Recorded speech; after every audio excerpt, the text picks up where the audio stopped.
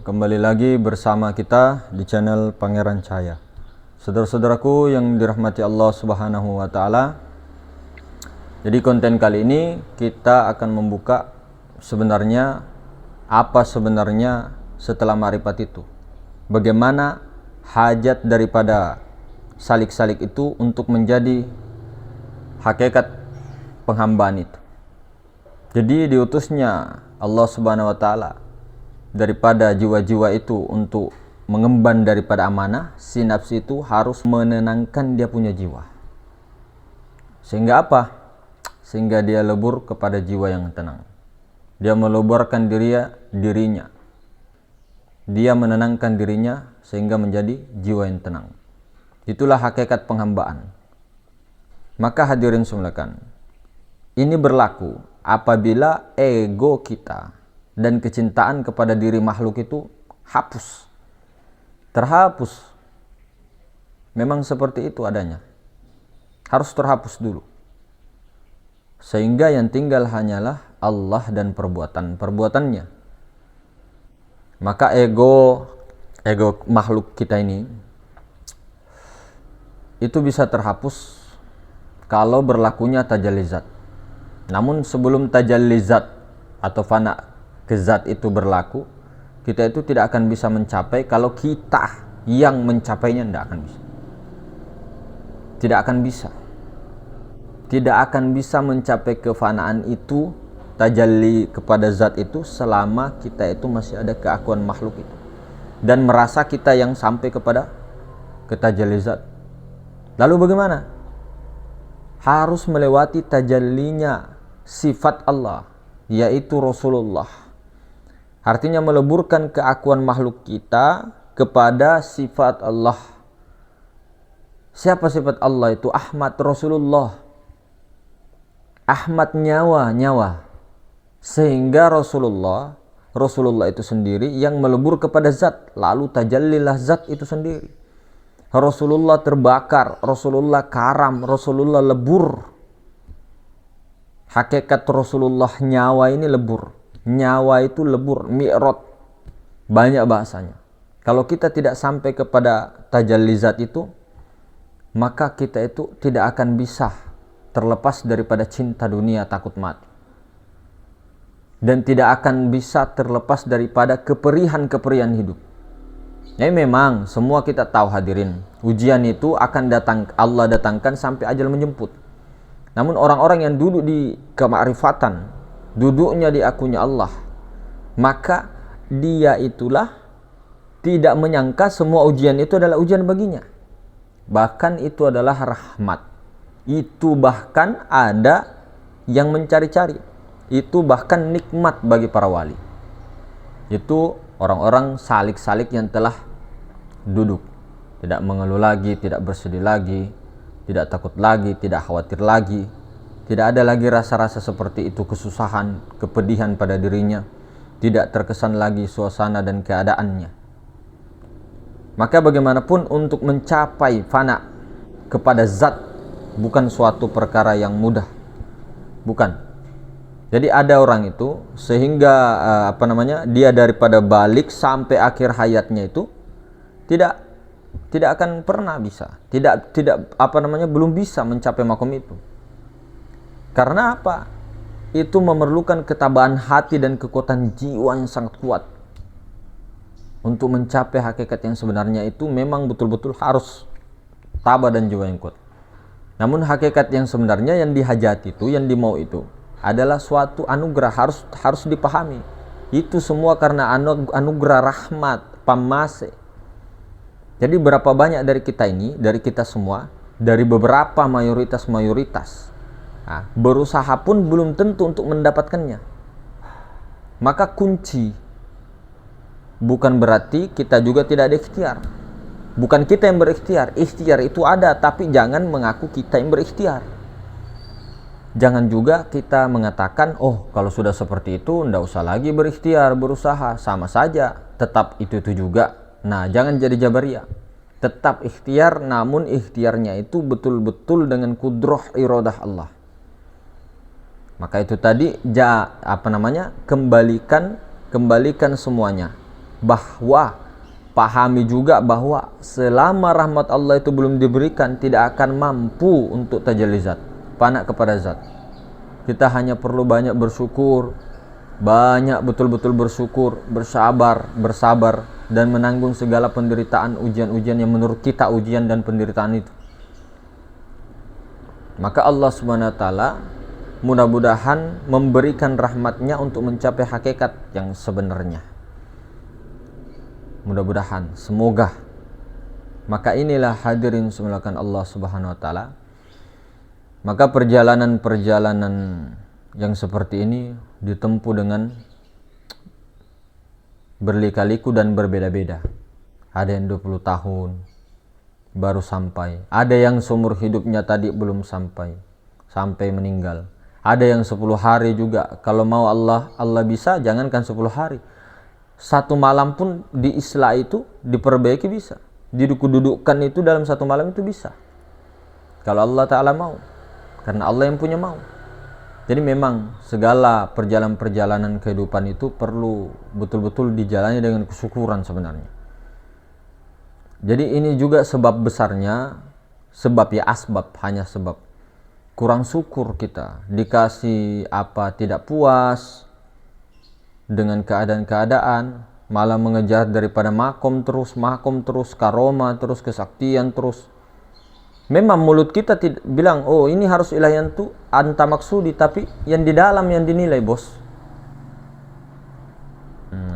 Tapi yang namanya prasangka, ego kita muncul lagi, keakuan kita makhluk lagi, maka wajar. Namanya juga masih belajar. Maka sebelum berjalan, harus tahu betul-betul juga musyahadah. Seperti yang kemarin dibahas. Minimal tahu dahulu yang bernama Allah Ta'ala siapa, yang mana, terus bagaimana cara untuk menyaksikannya.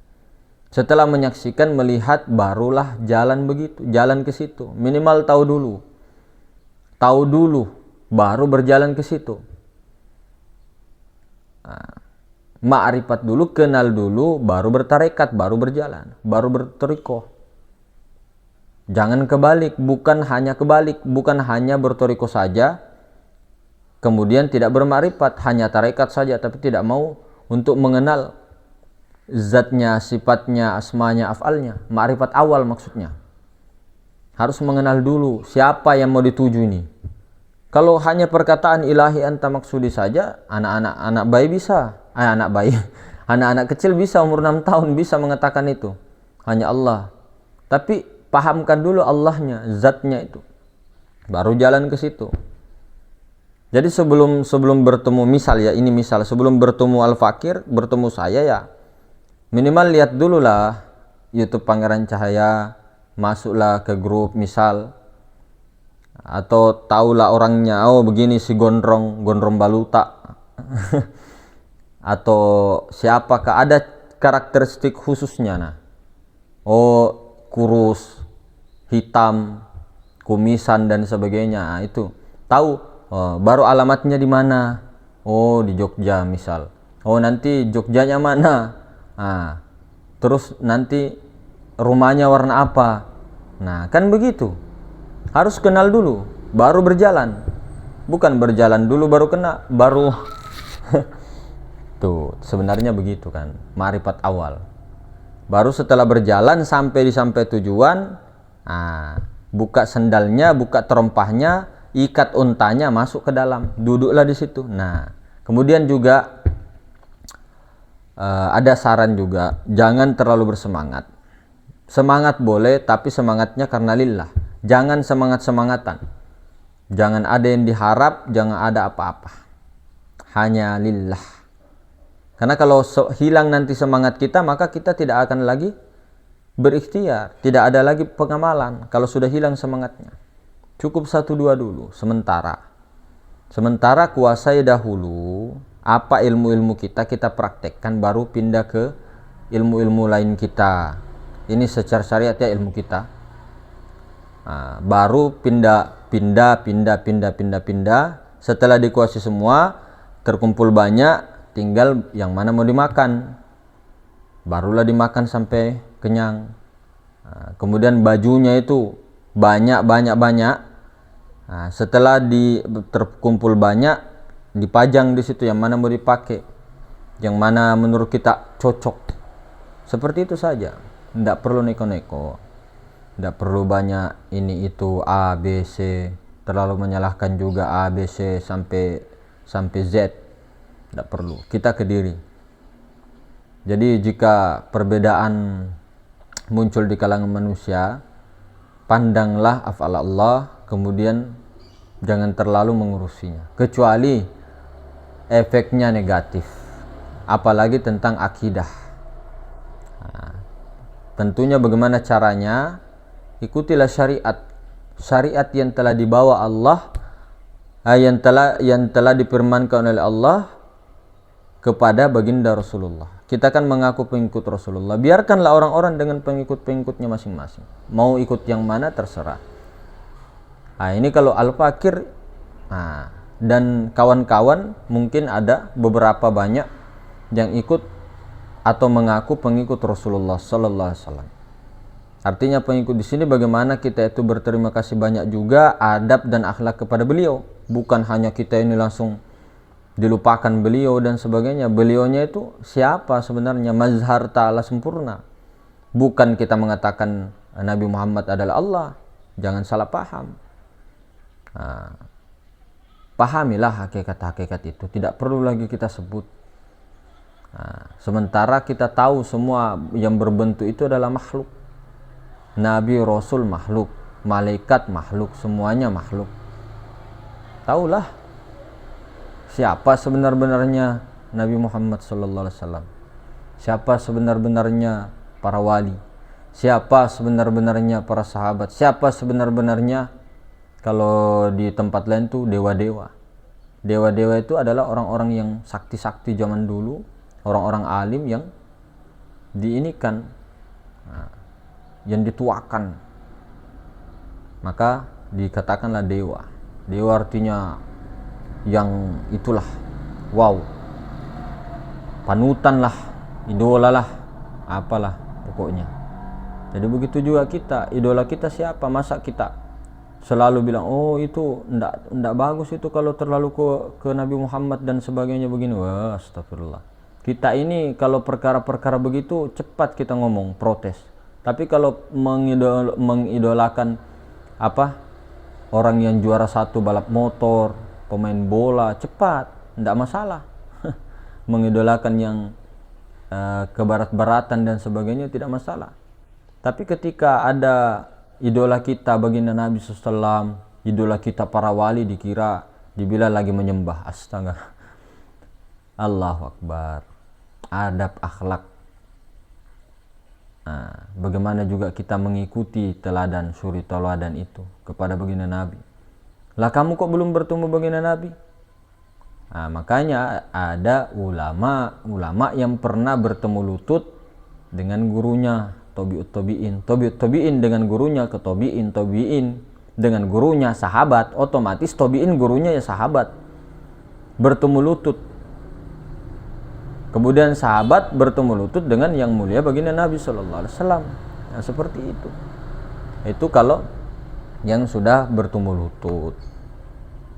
Jadi bertemu lutut dengan gurunya sampai Rasulullah.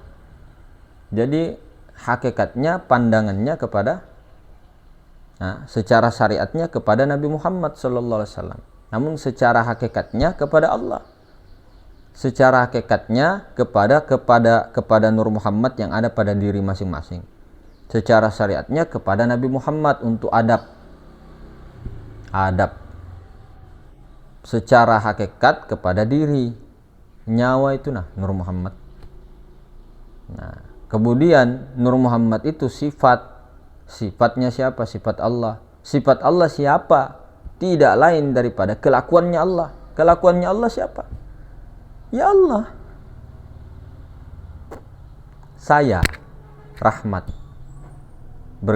menggerakkan tangan saya begini. Atau saya menggerakkan dia begini. Gerak dan diam. Ini kelakuan siapa? kelakuanku lah.